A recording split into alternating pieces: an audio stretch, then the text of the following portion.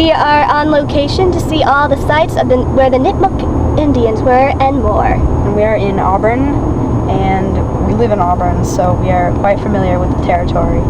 And we are going to go a lot of interesting places all today. The videos you will see, it has something to do with the Indians. Enjoy. Hello, we are at the Auburn Historical Museum in Auburn, and this right here is a box of Indian artifacts from 1924, and we are going to open it. So This is an intense moment. We have a list of the materials that are in the box. Some of them include quartz, bellstite, and other items. So we are carefully opening some of these, taking this out. And here's something right here. This appears to be a Rhine caul piece of stone. Let's see what it is. It's a piece of stone. Okay. You can see. Very nice. These are all Indian artifacts. I'll have to open all of them. Maybe just one more. Don't know what's in here. Maybe like two more, three's magic number. Alright. This is also another piece of stone. Right here. Looks like a piece of flint, maybe. It's black, as you can see. Were all of these found in Auburn? Yeah, Prospect Hill. Okay. And here we'll open one last one. This is another piece of stone. As you can see right here. These are all found in Auburn on Prospect Hill. Okay, go ahead. Okay, if you went to the very end of Malvern Road, you're at the intersection of Malvern and Packagug Street. Get to the stop sign. Look directly across the way, there's a historic house there, the John Elder House. You take a left going towards Holy Cross College. Counting the John Elder House, there's the Irwin House, and the third house on your right-hand side is going to be the farmhouse for what was Indian Springs Farm. Directly behind that was what they called the Glen. Supposedly it's the spring where the Nipmuc Indians would stay for a short time in their travels, and they used that spring for drinking water or whatever. It's gone now, it's filled in. But you might want to go up there and take a look at that. So that's right on Malvern Road then? No, it's actually on Packagug Street. Okay, it's on Packagug. That's good to know. All right. This is an actual Indian quiver made out of animal hide, and we estimate it's about 300 years old, and the reason it's been preserved is somebody had it and wrapped it up really well and kept it in a trunk in their attic. Wow. What was this used for? It's a quiver that they carry their arrows in over their shoulder, just like they do on TV. Very cool. And the tomahawk you see in front of it, that's an authentic head, and that's how they were attached. But of course the handle's modern, because wood wouldn't have lasted a couple of 100 years. And the other interesting piece we have down here is the war club, which would have been attached to a much larger branch. Wow. In the same manner as the tomahawk, and used to settle disputes and arguments, as it were. Very nice.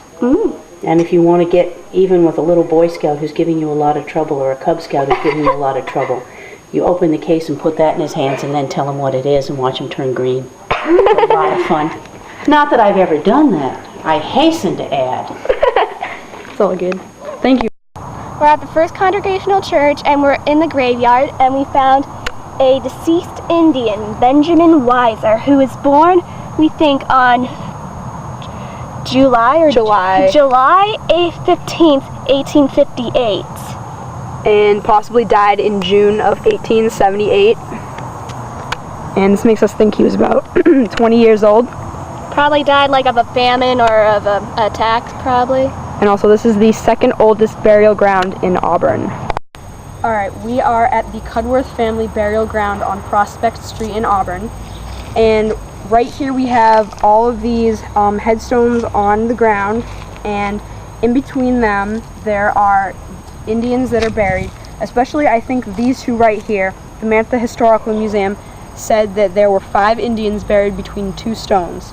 And these two look pretty close together. And originally they thought there was an infant buried between them, but now they did a radio scan thing of the ground, and they figured out that there's 5 Indians buried under 2 stones that are really close together. They're stacked up on each other. Right, they're stacked up, and they think that maybe there was some sort of attack or a famine where all these 5 people died very quickly or close to each other. You can see here on the ground there's also many other gravestones. They just look like rocks sticking out of the ground, but they're really gravestones. So this is where many Indians were buried. We're at the corner of Packagug on Bancroft Street, and at the Historical Museum, they said this is another Indian burial ground. Right. So this right here is Bancroft Street, and that's Packagug Street. And they said that somewhere around here there are Indians that are buried, and that there is a cave somewhere around here, which I think it's way back there in the woods, because I think I've been there before, but that there are Indians buried around here somewhere, and that this was a common place that the Indians used to go. So the mystery still remains. We are at the North American Martyrs in Auburn, where me and Antoinette and I go, and this is the statue of Blessed Kateri Tekakwitha, who is a representative for Christian Indians. And the North American Martyrs Church was named after the 8 North American martyrs, and this is also 8 Wyoma Drive, and this street right here used to be part of Packagug Street, but then they changed it to Wyoma Drive after naming it after one of the Native Americans. And if you see up there are 8 crosses for the 8 American martyrs. And as you can see, one of his fingers is cut off, and that's because one of the Indians cut it off. I learned that one day. And around here there are plaques of the other North American martyrs who were martyred by the Indians. But as we were saying outside, Kateri Tekakwitha represents the Christian Indians who were converted by John Eliot. So this whole parish was named after the Indians and the North American martyrs. Okay, we are here on Erica Drive, which is very close to Malvern Road. Malvern Road is up there, and Malvern Road was the site where John Eliot preached to the Nipmuc Indians, and that is where he converted them, and that is where the village of Clear Spring was. And right here, there used to be a spring, a little stream that ran through here, and the Indians went here to bathe, and also they buried some of their Indians under that barn right back there. So there are actually some Indians buried back there right now. So let me take you. What do I say? Just that we're here. We're here. And that. Yeah. Why don't we start over? It's okay. We can keep going. The Native Americans that lived here, they basically they used the stream for water. They used it. Yeah, they used it. They used the stream for like water, bathing, to survive.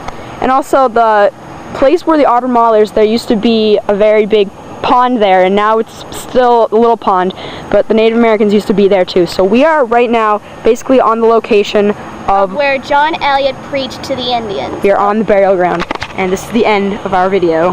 Bye guys.